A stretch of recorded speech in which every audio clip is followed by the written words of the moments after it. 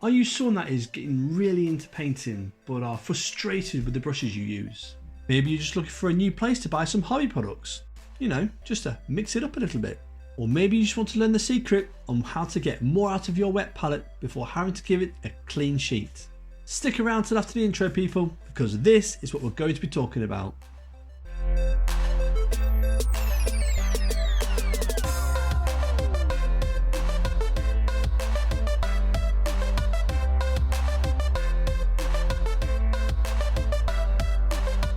Okay, so this video is going to be a bit of an unboxing review on some of the stuff that I picked up from Green Stuff World. If you're unaware of what Green Stuff World really is, it's a company that sells a wide range of products for your miniature hobbying. They've got paints, brushes, things for building scenery, kits for modifying your miniatures. There's so much stuff they have to offer that gives you insane control over how you can build and customize your mini projects to resemble your imagination. I'll be sure to leave a link below so you can go check out their stuff after the video. But right now, let's go take a look at what I bought.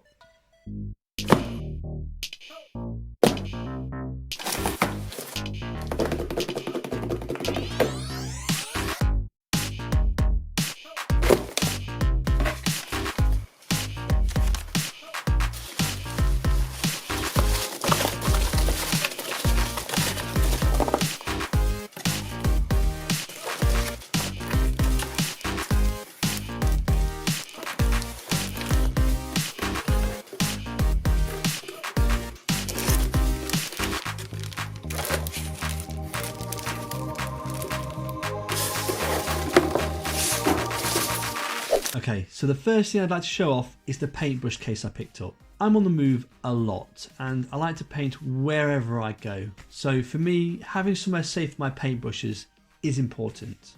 At first touch, the material did feel a little thin, but yet surprisingly sturdy. But you know what? That's good enough for me. I'm sure it's more than enough to look after a selection of thin wooden sticks, and it only costs £5.34. So at the moment, I think that's a good buy. Next up, with their Silver Series Kolinsky paintbrush set, weighing in at £22.93. This comes with 4 brushes, sizes 2, 1, 0 and 00.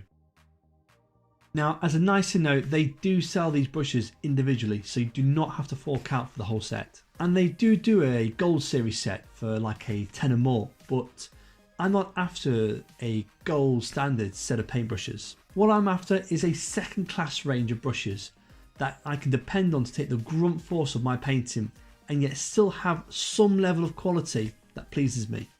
What I like about this set from the get-go is that they're each individually wrapped, telling me that GSW take careful consideration into each brush as an individual tool, despite there being a collection. They feel good in hand and their presentation is nice. But let's get down to those real questions. How pointy are their points and how big are their bellies? So we're all on the same level here. A paintbrush is broken down like so. The tip of the brush is located at the, at the tip, and lower down from that we've got the belly. It's the size of the belly that determines how much paint our brushes can hold. That determines how long we can paint for before having to re-dip into our puddle of paint.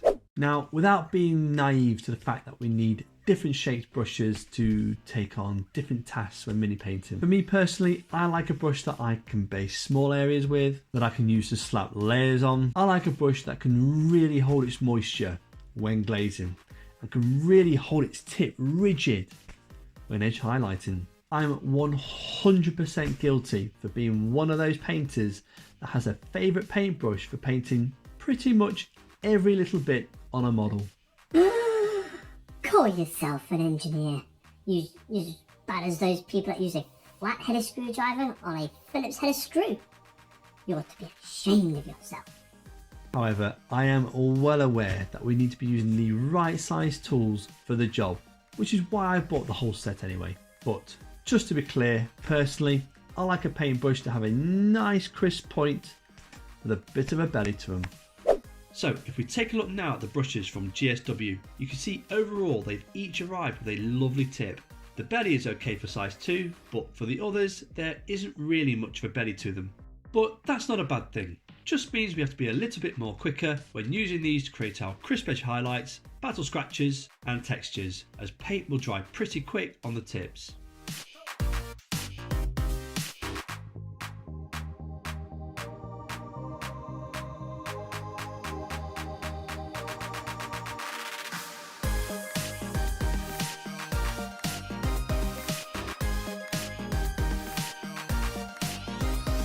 Now onto the XL wet palette. Earlier on in the video I mentioned a secret to getting more out of your wet palette before having to replace the sheet. And well, the secret is, get a bigger wet palette. If you're someone who paints a lot, and by that I mean for at least a couple of hours a day for at least 5 days a week, you must be getting through some serious paint, whether you're batch painting or not. There's nothing more annoying when you score some painting time and too frequently you're spending the first 10 minutes cutting out a new piece of baking paper, peeling away the old one, rinsing your sponge out every other day. Another good reason why I wanted to pick up an entirely new wet palette was to rule out the possibility that the household sponges that I buy and the baking paper I pick up from Tesco's aren't actually seeing me off in any way. So by picking up this wet palette and the sheets and the foams from a well-known hobby company that revolve their entire existence around the needs of us miniature painters, I can find out firsthand A, are my paints drying up quicker because of the cheap stuff I pick up from the supermarkets, and B, would my paints be a little bit better off if I did buy all my stuff from a hobby company instead? There's only one way to find out.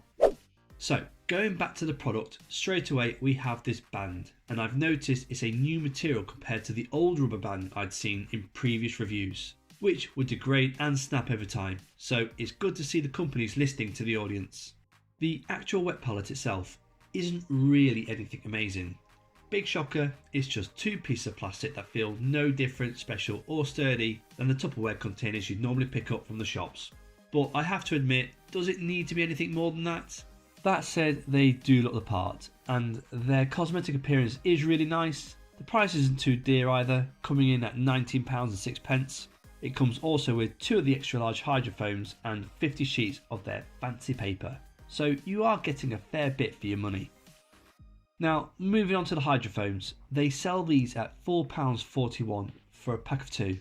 First of all, these reminded me of a large pad my grandma cut up to size to put onto a large graze I'd gotten from falling over when I was a kid. They feel nothing like the sponges you'd pick up from the supermarket. They genuinely feel like they've got something different to them. GSW make a claim that they are treated in a manner that will delay mould setting in for at least a few months, provided the lid's intact and all that good stuff. Now I don't know if you realise, but that black crap that's been consuming your sponges is not paint. It's mould. And it goes without saying that if mould is growing on your sponges, it's not good for business. You need to be replacing your sponges when this happens. Moving on. One thing I noticed when checking out the foams was that one of them had a bit of a scratch in it, which kind of bugged me, until later I realised that the cause of this was the sticky packaging. Be aware people that the sealing on this flap will want your sponge for itself, so be sure to cover it up when taking your sponges in and out of the packets.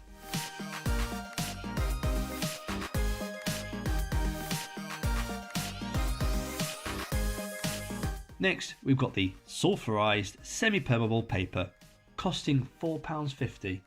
And just so we're clear, sulphurized basically means that it's been through a sulfuric acid bath, which is pretty much what all baking paper has to go through in order to be baking paper. And the semi-permeable just means that it will allow some substances to pass through, but not others. Again, baking or parchment paper, whichever one you want to call it. Thought you'd like to know.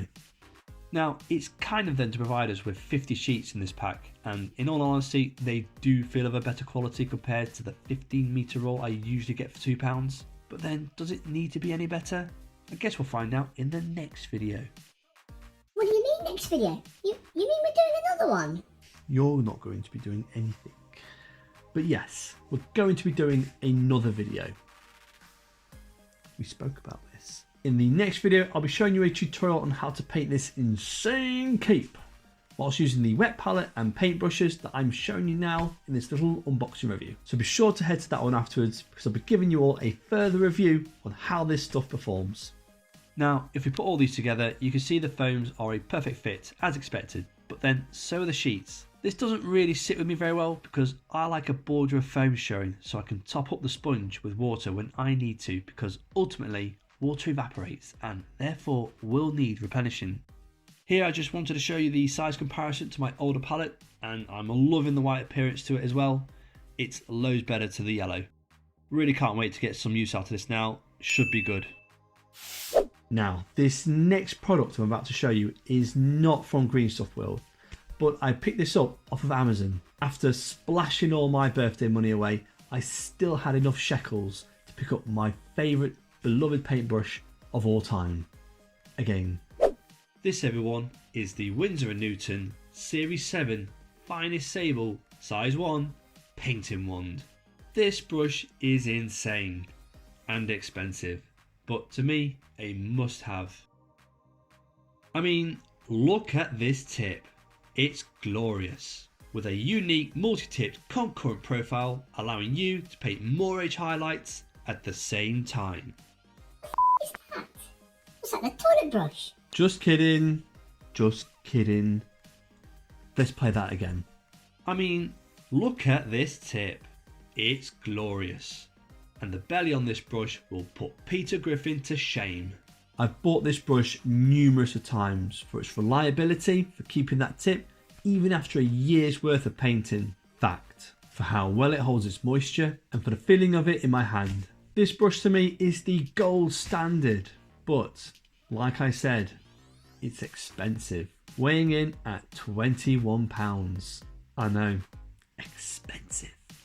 But considering it lasts me for over a year without once having to use any brush soap or cleaner, this brush has probably saved me more money by not forking out endlessly on cheaper brushes instead of this one. Here I've got the size 1 Windsor next to the size 1 from GSW, and the difference reminds me of that scene in 300 where Leonidas shouts, "Spartans! What is your profession?" Here I brought in the size 2 GSW brush, and the belly still isn't as big as the Windsor, but let's not lose focus here. We're not looking for that gold standard Primark of brushes. We're looking for the Astarte workhorses that will paint our minis to victory. Now I'll introduce you to all the other brushes I like to have close by. Starting first with our new Windsor. This is followed by my previous Windsor, which will now become another workhorse brush. Then my slap brush, which I like to use to slap a base coat on a model quickly. Then it's a Games Workshop layer brush, because you can't use every other brush without at least one brush that never gets used. Then finally, the most important brush of all, the duster. Perfect for those of you that have models out to paint all the time but never get the time to paint them. So yeah, there you have it. That's all, folks. So to summarise, we've got a huge wet palette for £19 that comes with a now sturdy elastic band, one pack of 50 sheets worth £4.50, and one pack of 2 foam pads that are worth £4.41. We've got a protective case for our brushes for only £5.34, and what I tend to use as a promising set of decent workhorse brushes for £22.93. I'm feeling really good about these products. I'll tell you now that the case is probably going to be my favourite buy because of the pride and care that I take in looking after my paintbrushes. Now, as an engineer, your tools are sacred. They must be looked after, and having a case to store them in, whether in my drawers at home or at work or in my travel bags, I know they're going to be safer as opposed to having them loose. Plus £5.35 to me, compared to the rest of overly priced crap that's out there, I genuinely feel that that's an honest price for what you've got here. The XL wet palette, I toyed with this idea for a couple of days. Do I really need one this big? I took to measuring the size of this on a sheet of paper, and I kept this sheet of paper on my kitchen table for the duration of the decision. And I'll be honest with you, looking at that huge piece of paper every day gave me goosebumps.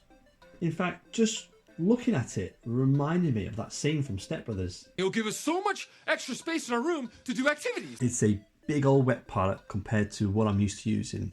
And you know what? When it comes to painting complex effects, for me, it's a massive help having most of your colours on your palette good to go. So you can dip and dive in whatever tone you need in order to make things work. So having the space on your palette to spread your tones out without the stress of worrying about how much space you're wasting, it's going to be a nice to have. I mean, less stress is good, right? And B, what else am I going to spend my birthday money on? Socks, pants? Nope. As for the foam and sheets, well, I'm feeling positive about the foams. They definitely feel different to the typical household sponges I usually pick up. So I'm quite optimistic about using these, and I'll probably keep on picking up a packet whenever I can. The sheets, however, I'm not sure. I think once I've used the 100 sheets I've got now, I'll probably go back to the £2 roll I pick up from Tesco's. But then if I go back to the cheap roll and sense there's a difference between that and these, then who knows? Maybe I will go back to these sheets. Time will tell. Oh, and one more point. Be aware, if you're from the UK, the postage is nearly £7 if you're buying from their website. So if I'm going to pick up another pack of foams, it's going to cost me over £10 to get them. Yeah, big sting. There are third-party companies, however, such as Element Games, that do sell Green Soft World products at a much more of a reduced postage fee, but they don't stock everything. So yeah, it's one of those. Moving on. The Silver Series brush set, straight away, £23 for 4 brushes, makes me a little uncomfortable. Hold on, you hypocrite. How can you say that and be okay with spending £21 on a singular brush every year? What? Right, let's just confirm one thing. It's a leap of faith, alright? You don't truly know whether anything is worth what people are selling it at until you acquire one yourself and you put it to the test. Which is also why I'm doing these videos for you guys anyway. So be sure to watch the next video where I show you how to paint the cape to the Chapter Master, where I'll also give you a final review of my thoughts to these brushes. Plus, if you don't like the idea of buying these as a full set, they are sold separately. So you can pick up the one size that you're after, and their individual prices vary between £4.50 and £7.85, depending on the size of the brush you want. The Winsor Newton brush is a no-brainer for me, and I advise that if you've got the spare cash, to at least pick one up in your lifetime. We all deserve to sit first class at least once in our life, so treat yourself. If you decide to pick one up, or if you've ever picked one of these products up before, be sure to leave a comment down below so that we can all see how you found the products yourself. Give this video a like if you found it helpful, and I will continue to review more stuff in the future. If you want to support the channel, you can do so by joining me on Patreon, where you'll get access to a load of tutorials on those popular favourite effects, such as OSL, non-metallic metal, and so much more. I'm also on Instagram at miniwar_painter. Links to both Instagram and Patreon can be found below. Thanks again for watching, everyone. Don't be shy to mix those paints. Ta-ra!